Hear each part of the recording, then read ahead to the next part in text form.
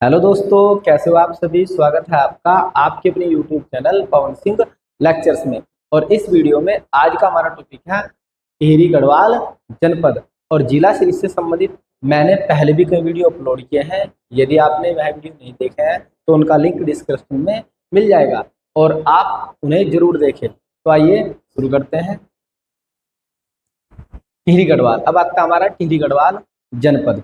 यदि हम टिहरी गढ़वाल के इतिहास की बात करते हैं तो इसकी स्थापना 28 दिसंबर 1815 में होती है। इसकी स्थापना कब होती है? 28 दिसंबर 1815 में इसकी स्थापना सुदर्शन शाह द्वारा की जाती है, जो पवार वंश का 55वां राजा होता है। जो पवार वंश का 55वां राजा होता है उसके द्वारा इसकी स्थापना की जाती है। क्योंकि क्या होता है, जब अंग्रेज गोरखाओं को युद्ध में पराजित कर देते हैं तो जो अंग्रेज होते हैं ना, वे क्या कहते हैं, शर्त रखते हैं। वे कहते हैं कि जो हमारा खर्चा आया ना युद्ध में, वो लगभग 5 लाख रुपए आया। कितना?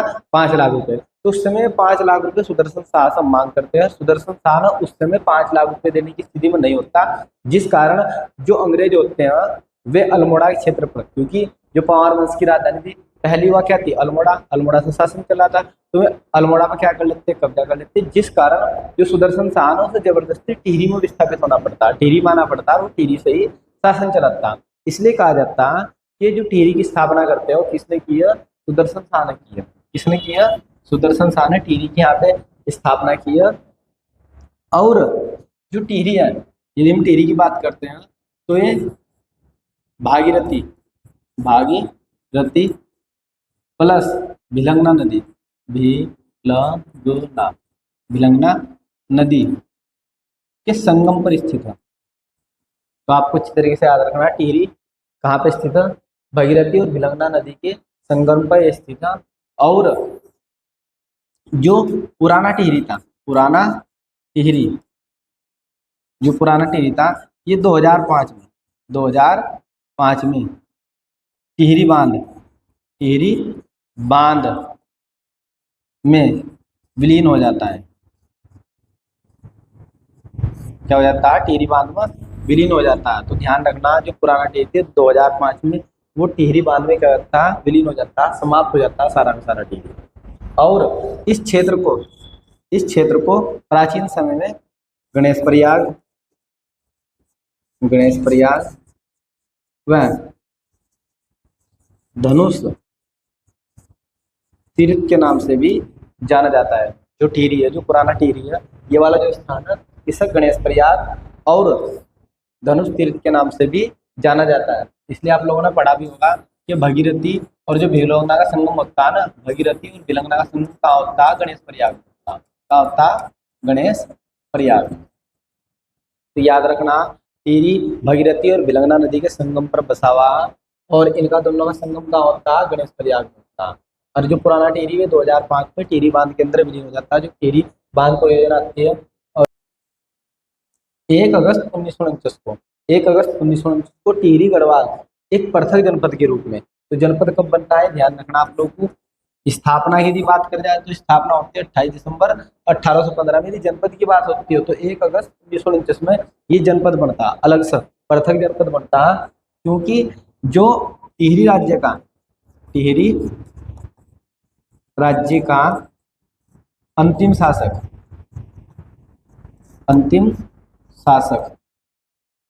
होता मानवेंद्र शाह।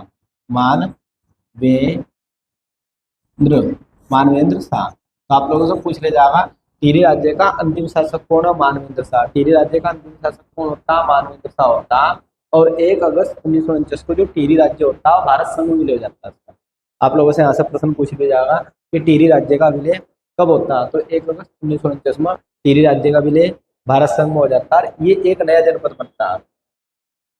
फिर बाद में टिहरी से काटकर 1960 में उत्तरकाशी का निर्माण हुआ। क्योंकि मैंने उत्तरकाशी जनपद आप लोगों को डिटेल वीडियो में पढ़ा है। यदि आपने वह वीडियो हमारी नहीं देखी तो उसका लिंक डिस्क्रिप्शन में मिल जाएगा। और आप हमारे YouTube channel Pawan Singh lectures को जरूर सब्सक्राइब करें, लाइक करें, कमेंट करें और शेयर करें।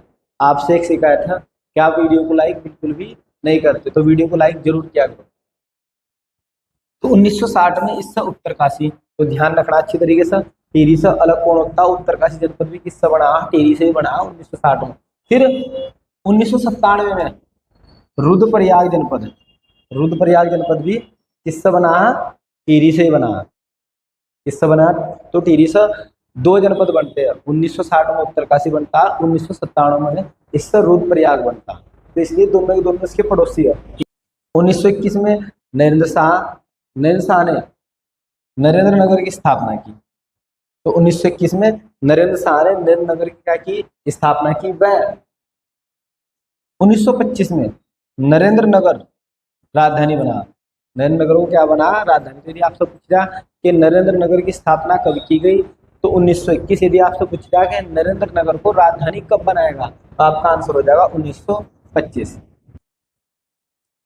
टिहरी राजशाही यानी कि जो उस समय टिहरी के राजा थे, उनके खिलाफ, उनके विरोध में 23 जनवरी 1939, 23 जनवरी 1939 में देहरादून में टिहरी राज्य प्रजामंडल की क्या की जाती है? स्थापना। और ये की जाती है श्रीदेव सुमन द्वारा। किसके द्वारा की जाती है? श्रीदेव सुमन द्वारा। यदि पूछा जाए टिहरी राज्य प्रजामंडल की स्थापना कब की गई? 1939 में। कब की गई? 1939 में। कहाँ की गई? ये बहुत इंपॉर्टेंट फैक्ट है, ये पूछ जाता है, बच्चे कंफ्यूज रहते हैं। तो कहाँ की जाती है? देहरादून में की जाती है श्रीदेव सुमन द्वारा।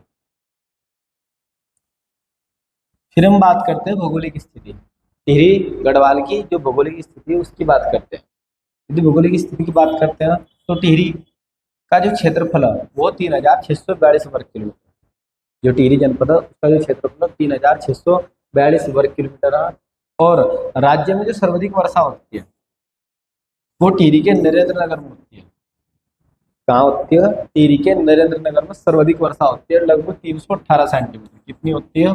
318 सेंटीमीटर।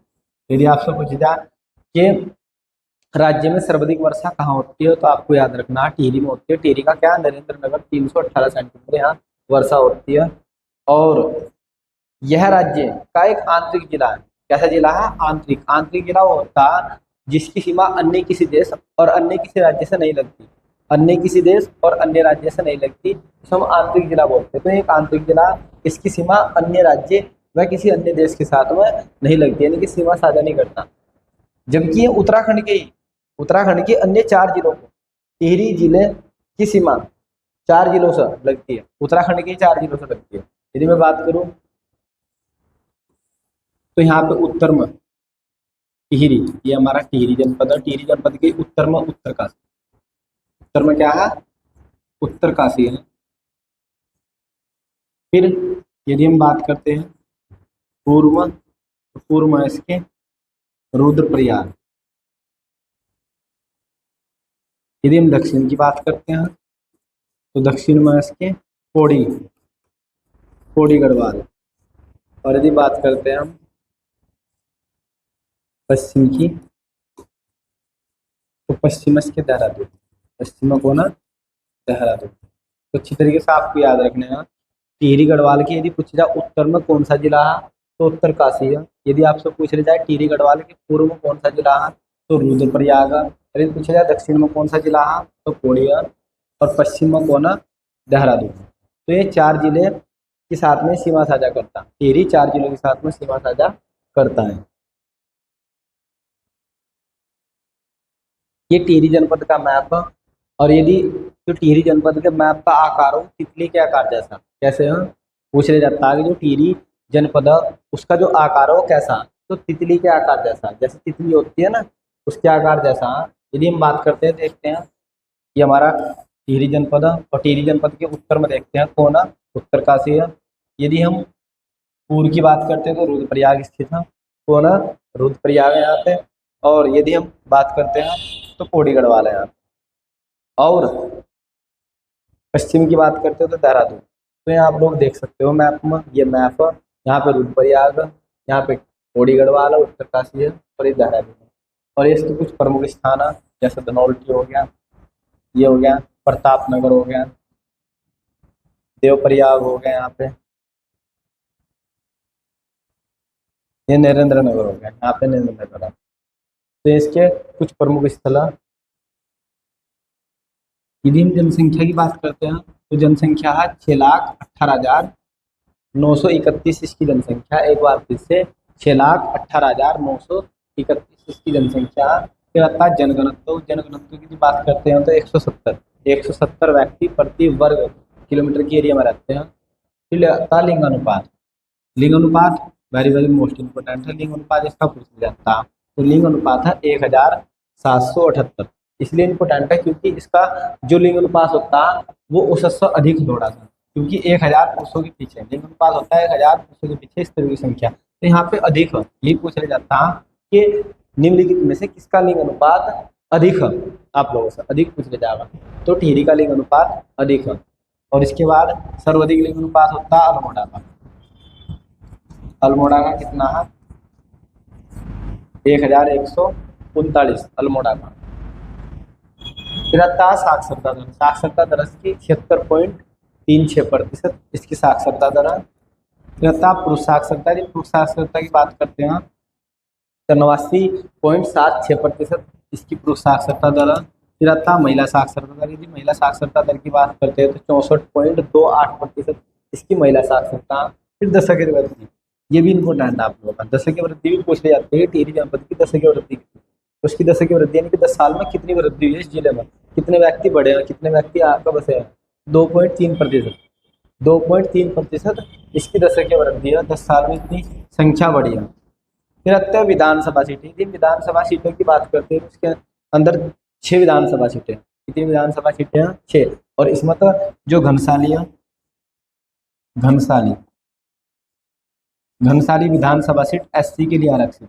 आपको यही विधानसभा सीट याद रखने की आवश्यकता। सीधा सीधा पूछा जाएगा कि कौन सी विधानसभा, टिहरी जनपद की कौन सी विधानसभा सीट एससी के लिए आरक्षित है, तो एससी के लिए कौन सी है? घनसाली विधानसभा सीट एससी के लिए आरक्षित है। ये विधानसभा सीटें आपको याद रखनी, टोटल याद रखनी चाहिए। तिहत्तर विकासखंड यानी कि ब्लॉक कितने हैं? यदि ब्लॉक की बात करते हैं तो 10 ब्लॉक है। इसके अंदर 73 तहसीलें, 12 तहसीलें इसमें। कितनी तहसीलें हैं? 12 तहसीलें हैं। नेक्स्ट आता प्रमुख पर्यटक स्थल। प्रमुख पर्यटक स्थल में आता मुनि की रेती। मुनि की रेती टिहरी जनपद के ऋषिकेश में, टिहरी जनपद के ऋषिकेश में लक्ष्मण झूले पुल के निकट स्थित है। यदि हम ऋषिकेश की बात करते हैं तो आप लोगों ने ऋषिकेश देहरादून जनपद में पढ़ा होगा, तो जो ऋषिकेश है ना वह देहरादून प्लस कुछ भाग इसका टिहरी में पड़ता है। कहाँ पड़ता है? टिहरी में। तो इसलिए जो ऋषिकेश है वो दोनों जिलों में पड़ता है, देहरादून में भी और टिहरी में भी। तो इसलिए आप लोगों को याद रखना, कन्फ्यूजन नहीं, ऐसा ना हो कि आप लोग डायरेक्ट सर्च मारो कि ऋषिकेश तो हमने देहरादून में पढ़ा और सर हमारे टिहरी में बता रहे। तो कुछ भाग इसका टिहरी में भी है और कुछ भाग इसका कहाँ? देहरादून में। तो याद रखना। तो जो मुनि की रेती है वो टिहरी जनपद के ऋषिकेश में लक्ष्मण झूले के, जो लक्ष्मण झूला पुल है उसके निकट स्थित है। और जानकी सेतु पुल टिहरी व पौड़ी को जोड़ता है। यह पुल गंगा नदी पर बना हुआ। आप लोगों से पूछ ले जाएगा जो जानकी सेतु पुल है वो किन किन 2 जनपदों को जोड़ता है, तो टिहरी और पौड़ी। किसे किसे जोड़ता है? टिहरी और पौड़ी को जोड़ता है। और ये किस नदी के किनारे, किसको बना है, किस नदी पर बना है? गंगा नदी पर। किस नदी पर बना है? गंगा नदी पर बना है। नेक्स्ट है 20 नवंबर 2020 को त्रिवेंद्र सिंह रावत ने इसी पुल का उद्घाटन किया। आप लोगों से सीधा पूछ ले जाएगा कि जानकी पुल उसका उद्घाटन किसने किया है, तो त्रिवेंद्र सिंह रावत जो उस समय के तत्कालीन सीएम थे यानी कि मुख्यमंत्री थे, उन्होंने इसका उद्घाटन किया। नेक्स्ट आता पर्यटक स्थल तपोवन। क्या था? तपोवन। ये जो तपोवन है ये ऋषिकेश में मुनि की रेती के निकट स्थित है और ये अपने सौंदर्य के लिए जाना जाता है, प्राकृतिक सौंदर्य के लिए। इसके लिए जाना जाता है, प्राकृतिक सौंदर्य के लिए जाना जाता है। ऐसा माना जाता है कि जो यहाँ पे ऋषि मुनि थे उन्होंने यहाँ पे तपस्या की है बहुत ज़्यादा, इसलिए इसका नाम तपोवन। तपोवन हरे भरे घास के मैदान, यहाँ पे घास के मैदान, थोड़ी सी टाइपिंग मिस्टेक है, तो घास के मैदान, ऊंचे ऊंचे पहाड़ों और पवित्र झरनों से घिरा हुआ एक सुंदर स्थल है, सुंदर और आकर्षक स्थल है। और यह ट्रैकिंग के लिए एक लोकप्रिय स्थान है, यानी कि लोग बहुत पसंद करते हैं ट्रैकिंग करना, तो ट्रैकिंग के लिए लोकप्रिय स्थान है। फिर आता है चंबा। यदि हम चंबा की बात करते हैं तो चंबा विक्टोरिया क्रॉस प्राप्त करने वाले गब्बर सिंह नेगी चंबा के रहने वाले हैं। कहाँ के रहने वाले हैं? चंबा के। आप लोगों से पूछ ले जाएगा कि जो गब्बर सिंह नेगी है वो कहाँ के रहने वाले हैं। गब्बर सिंह नेगी कहाँ के रहने वाले हैं? चंबा के। गब्बर सिंह नेगी कहाँ के रहने वाले हैं? चंबा के रहने वाले हैं। सिद्धेव सुमन का जो जन्म है वो जोल गांव में चंबा के निकट होता है। तो याद रखना, दो व्यक्ति जो प्रमुख व्यक्ति है उनका जन्म कहाँ हुआ है? चंबा में हुआ। एक आप लोगों का गब्बर सिंह नेगी, दूसरा सिद्धेव सुमन। इनका जो जन्म है वो चंबा में हुआ है। कहाँ हुआ है? चंबा में। और चंबा में ऋषिकेश के धरासू मार्ग पर बनी 440 मीटर लंबी सुरंग चंबा में स्थित है। एक बार फिर से, ऋषिकेश धरासू मार्ग पर बनी 440 मीटर लंबी सुरंग चंबा मार्ग पर स्थित है। एक प्रमुख स्थल और है, ये भी बहुत कुछ आता है, खेंटा पर्वत। खेंटा पर्वत। यदि खेंटा पर्वत की बात करते हैं तो ऐसा माना जाता है कि यह परियों का या अप्सराओं का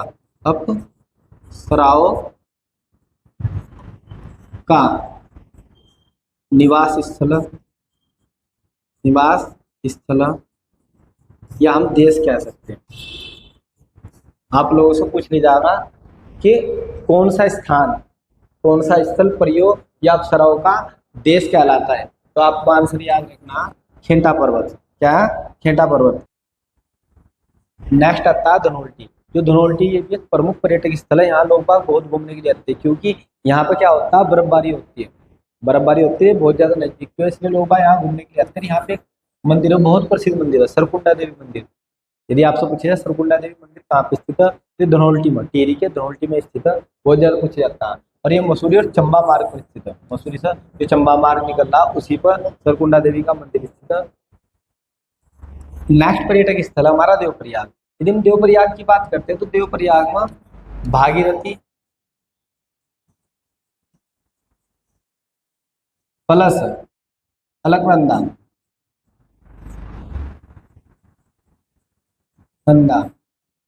का संगम होता है।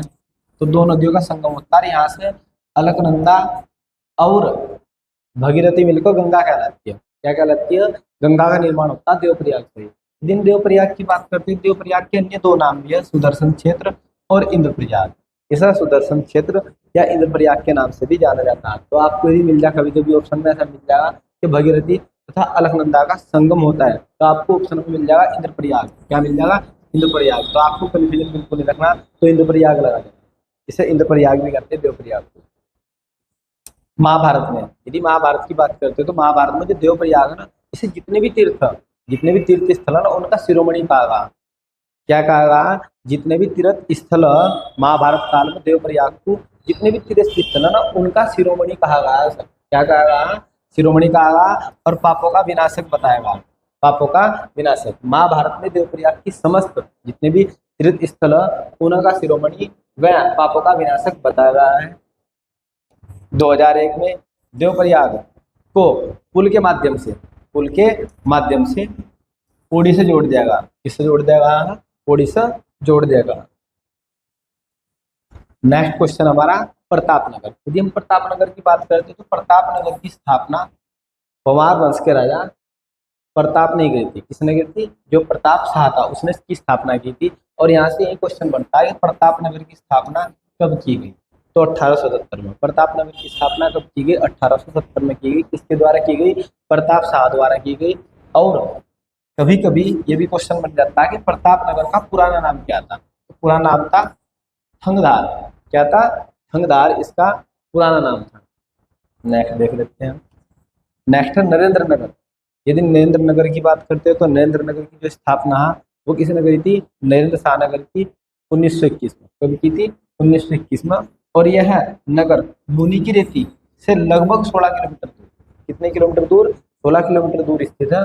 और 1925 में नरेंद्र नगर जो गढ़वाल होता है ना उसकी राजधानी बनता है। गढ़वाल राज्य क्या बनता है? राजधानी। कब बनता है? 1925 में। और 1921 में क्या होती है? इसकी स्थापना होती है। तो याद रखना 1921 में स्थापना होती है, नरेंद्र शाह स्थापना करते हैं। और 1925 में नरेंद्र शाह से राजधानी बना देते हैं गढ़वाल। इसकी स्थापना 1921 में नरेंद्र शाह ने की थी। नरेंद्र नगर में राज्य पुलिस प्रशिक्षण अकादमी स्थित है। सीधा सीधा पूछ लिया जाएगा कि राज्य पुलिस प्रशिक्षण अकादमी, वेरी वेरी मोस्ट इंपोर्टेंट, यहाँ से ये क्वेश्चन बार बार बनता है। राज्य पुलिस प्रशिक्षण अकादमी कहाँ स्थित है? या तो आपको ऑप्शन मिलेगा टिहरी, यदि आपको ऑप्शन टिहरी नहीं मिलता तो क्या मिलेगा? नरेंद्र नगर। क्या मिलेगा? नरेंद्र नगर। और इसकी स्थापना होती है 1 मई 2011 में। राज्य पुलिस प्रशिक्षण अकादमी की स्थापना 1 मई 2011 में। यहाँ से क्वेश्चन आपका बनना ही बनना, वेरी मोस्ट इंपोर्टेंट। राज्य पुलिस प्रशिक्षण अकादमी की स्थापना कब की जाती है? तो 1 मई 2011 में इसकी स्थापना की जाती है। और नरेंद्र नगर में राज्य की सर्वाधिक वर्षा लगभग 300 सेंटीमीटर, लगभग 300 सेंटीमीटर की वर्षा होती है वो नरेंद्र नगर में होती है।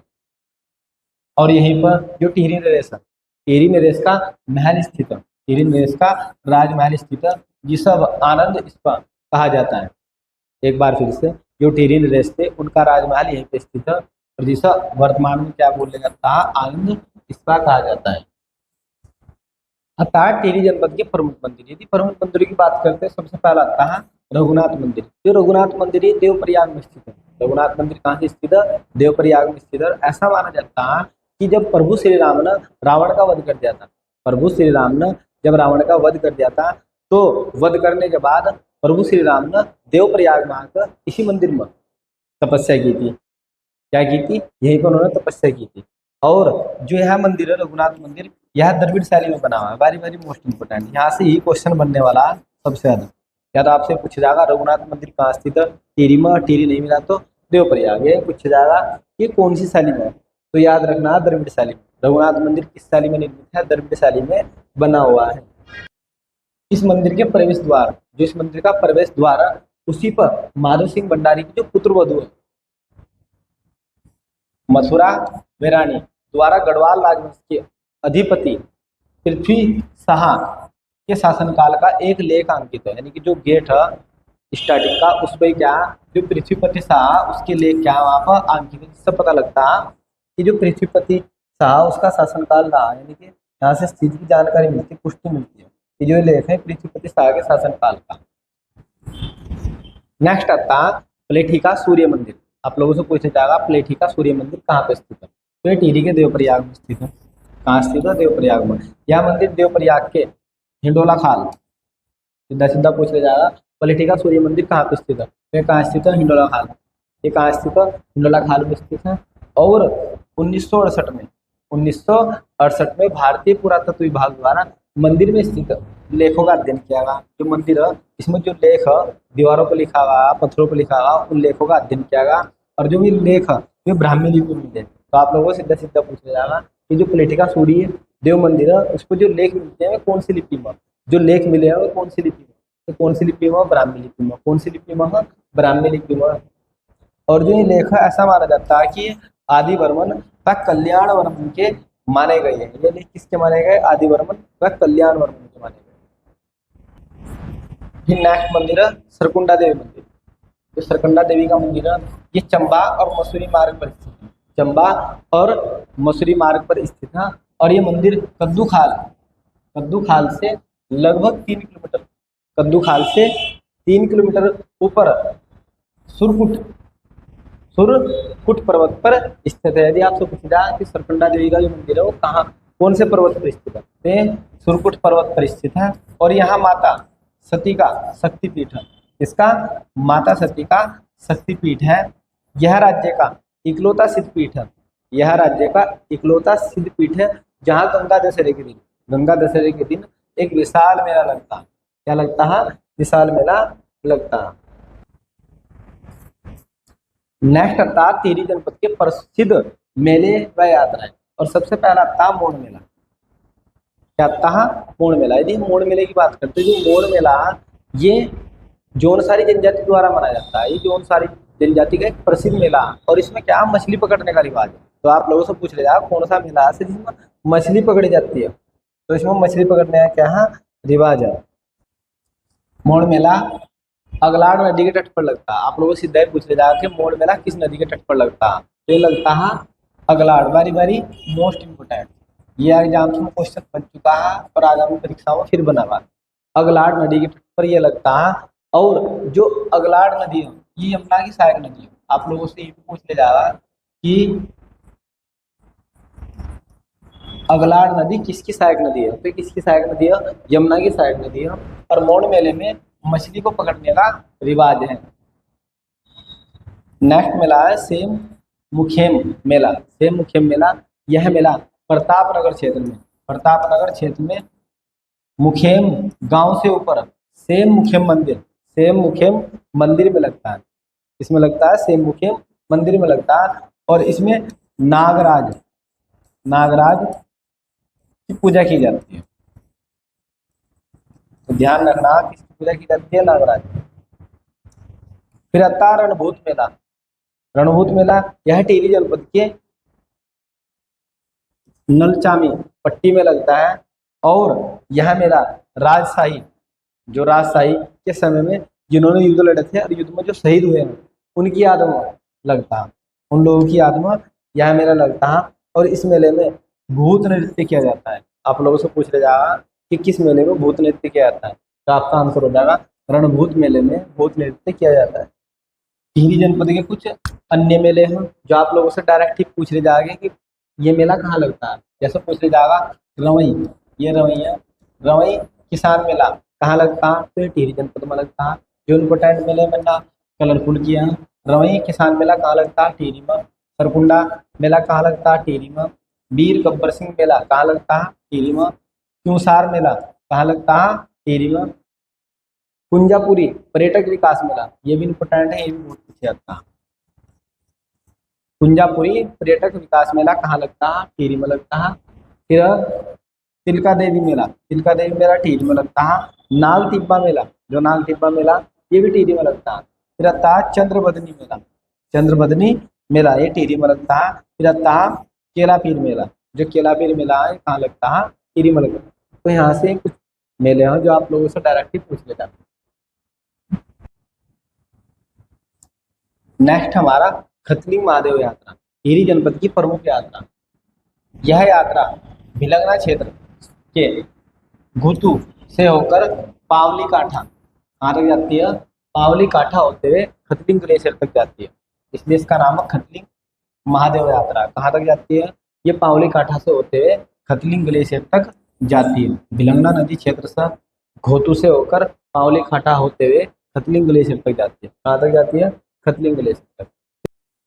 नेक्स्ट पावली काठा, ये यहाँ पे ठा थोड़ी सी टाइपिंग मिस्टेक है। काठा केदारनाथ यात्रा, जो ये यात्रा है ये रुद्रप्रयाग से केदारनाथ तक जाती है। यह यात्रा टिहरी गढ़वाल से रुद्रप्रयाग केदारनाथ तक जाती है। टिहरी गढ़वाल से चलती है, कहाँ चलती है? टिहरी गढ़वाल से चलती है और रुद्रप्रयाग की केदारनाथ तक जाती है। आज की वीडियो में इतना ही। यदि आपको हमारी यह वीडियो पसंद आई हो तो आप हमारे YouTube channel Pawan Singh lectures को जरूर सब्सक्राइब करें, लाइक करें, कमेंट करें और शेयर करें। Thanks for watching this video.